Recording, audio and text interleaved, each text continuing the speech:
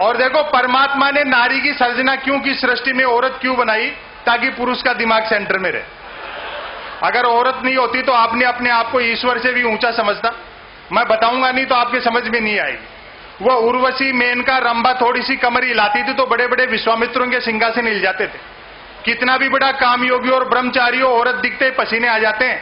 वो मल्लिका शेरावत घंटे भर योग सीखने गई थी, बाबा की एक आंख आज तक पूरी नहीं खुल रही।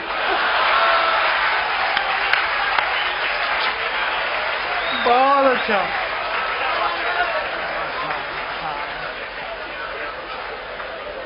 देखो, ये प्यार का बुखार तभी तक रहता है जब तक आदमी का ब्याह नहीं हो जाए। बैठो अवस्थी जी, मैं तो 5 मिनट ही बोलूंगा। प्यार का बुखार तभी तक रहता है जब तक आदमी ब्याह नहीं कर ले। मेरे एक मित्र ने तो प्रेम विवाह किया। प्यार के दौरान जिस लड़की के साथ जो कंकर झील में फेंके थे, शादी के बाद दाल में निकल रहे। और ताली आप इस बात पर बजाएंगे, जिस लड़की को लेकर भागा था अब उसको देखते ही भागता है। शादी के 3 दिन बाद मिला। मैंने कहा, रहे नया नया प्रेम विवाह किया, पत्नी को लेकर सिनेमा जाए, सैर सपाटा कर, क्या मंदिर मंदिर भटकता है? बोलो भाई साहब, सुना है जोड़े ईश्वर बनाता है, बस उसी को ढूंढ रहा हूं।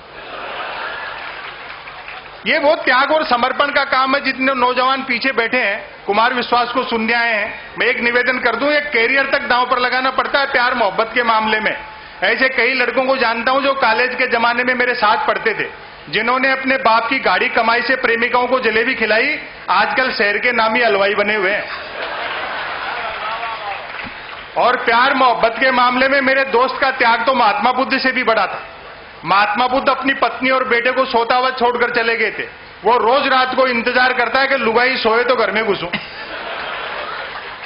और देखो, हम तो सब अरेंज मैरिज वाले हैं, और आप जानते हैं जितने अरेंज मैरिज वाले यहां बैठे हैं, हिंदुस्तान में अगर आदमी की मैरिज अरेंज्ड हो तो सारे काम बाप करता है सिवाय फेरे खाने के।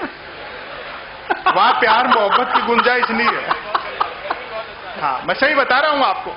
मैं तो देखो, हिंदी साहित्य का विद्यार्थी रहा तो मुझसे तो कौन प्रेम करती भाई, मरते हुए पे कौन मरेगा। लेकिन मेरे साथ 2 चीजें ठीक थी। एक तो साहित्य का विद्यार्थी था तो भाषा अच्छी थी। दूसरा, मैंने ट्रकों से शेरो शायरी उतार रखी थी। ट्रकों से तो प्रेम करने वाले मुझसे प्रेम पत्र लिखवाते थे, और मैं जिसके प्रेम पत्र लिख देता था उसके 2 नतीजे जरूर निकलते थे। या तो उसकी शादी हो जाती थी या फिर वो पिटता था। हालांकि बात एक ही है, कोई जरूरी नहीं आज ही समझ में आ जाए।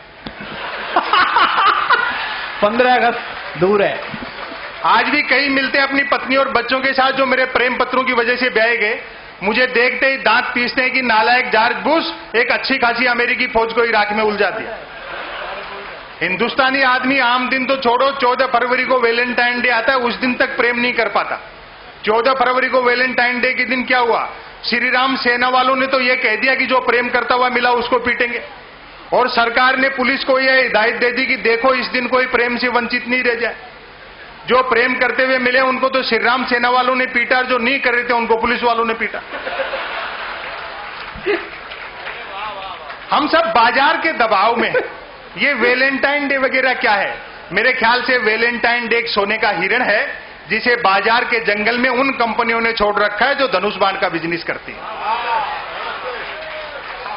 कबीर को पढ़ो, सूर को पढ़ो, तुलसी को पढ़ो, मीरा को पढ़ो तो पता लगे प्रेम दर्शन का विषय, प्रदर्शन का विषय। वाह वाह वाह वाह वाह, क्या बात है, क्या बात है। वाह, ये जो नौजवान लोग बैठे हैं जिनके कंधों पर कैरियर का, परिवार का, समाज का, देश दुनिया का भार है, सब देह का खेल है, मीडिया का फैलाया। एक निवेदन कर दूं, समय बदल चुका, कोई प्यार जैसी चीज नहीं।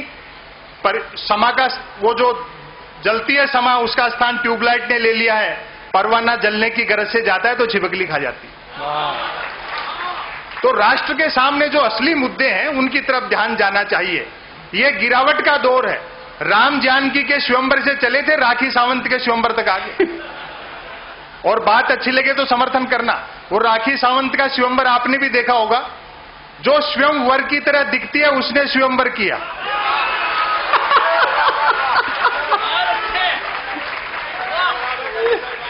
16 लड़के, एक राखी सावंत, ऐसा स्वयंवर जैसे क्रिकेट का आईपीएल खेल रहे हो। पहले स्वयंवर का लीग, फिर स्वयंवर का क्वार्टर फाइनल, फिर स्वयंवर का सेमीफाइनल, फिर स्वयंवर का फाइनल, वो तो अच्छा हुआ उस एनआरआई लड़के का सिर्फ सगाई में पिंड छूट गया। भाई दी वे ब्याह हो जाता तो भाई को रनर मांगना पड़ जाता।